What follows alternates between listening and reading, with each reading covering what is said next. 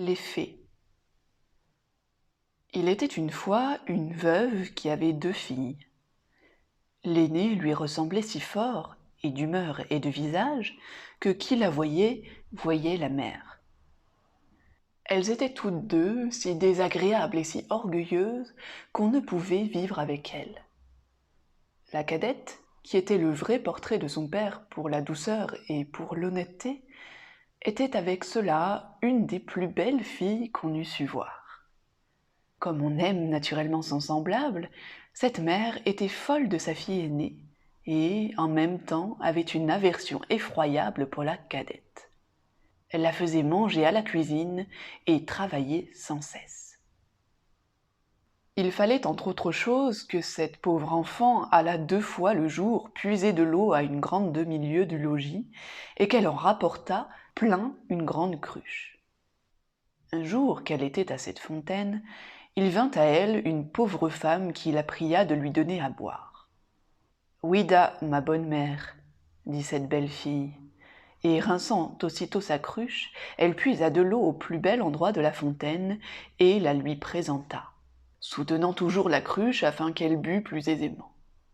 La bonne femme ayant bu lui dit « Vous êtes si belle, si bonne et si honnête que je ne puis m'empêcher de vous faire un don. » Car c'était une fée qui avait pris la forme d'une pauvre femme du village pour voir jusqu'où irait l'honnêteté de cette jeune fille.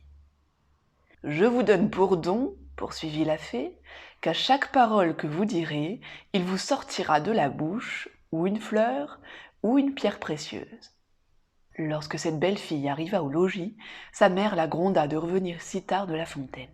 « Je vous demande pardon, ma mère, dit cette pauvre fille, d'avoir tardé si longtemps. » Et en disant ces mots, il lui sortit de la bouche 2 roses, 2 perles et 2 gros diamants. « Que vois-je là ?» dit sa mère tout étonnée. « Je crois qu'il lui sort de la bouche des perles et des diamants. D'où vient cela, ma fille ?» Ce fut là la première fois qu'elle l'appela sa fille. La pauvre enfant lui raconta naïvement tout ce qui lui était arrivé, non sans jeter une infinité de diamants. « Vraiment ?» dit la mère. « Il faut que j'y envoie ma fille. Tenez, Fanchon, voyez ce qui sort de la bouche de votre sœur quand elle parle. Ne seriez-vous pas bien aise d'avoir le même don? Vous n'avez qu'à aller puiser de l'eau à la fontaine, et quand une pauvre femme vous demandera à boire, lui en donner bien honnêtement. »« Il me ferait beau voir, répondit la brutale. Allez à la fontaine. »« Je veux que vous y alliez, reprit la mère, et tout à l'heure. » Elle y alla, mais toujours en grondant. Elle prit le plus beau flacon d'argent qui fut dans le logis. Elle ne fut pas plutôt arrivée à la fontaine qu'elle vit sortir du bois une dame magnifiquement vêtue, qui vint lui demander à boire. C'était la même fée qui avait apparu à sa sœur, mais qui avait pris l'air et les habits d'une princesse, pour voir jusqu'où irait la malhonnêteté de cette fille. « Est-ce que je suis venue ici, lui dit cette brutale orgueilleuse, pour vous donner à boire ? Justement, j'ai apporté un flacon d'argent tout exprès pour donner à boire à madame. J'en suis d'avis, buvez à même si vous voulez. »« Vous n'êtes guère honnête, reprit la fée, sans se mettre en colère.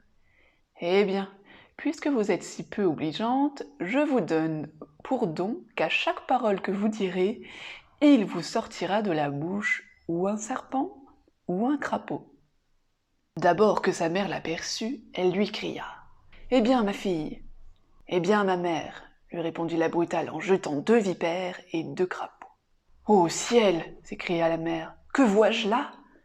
C'est sa sœur qui en est la cause, elle me le paiera. » Et aussitôt elle courut pour la battre. La pauvre enfant s'enfuit et alla se sauver dans la forêt prochaine.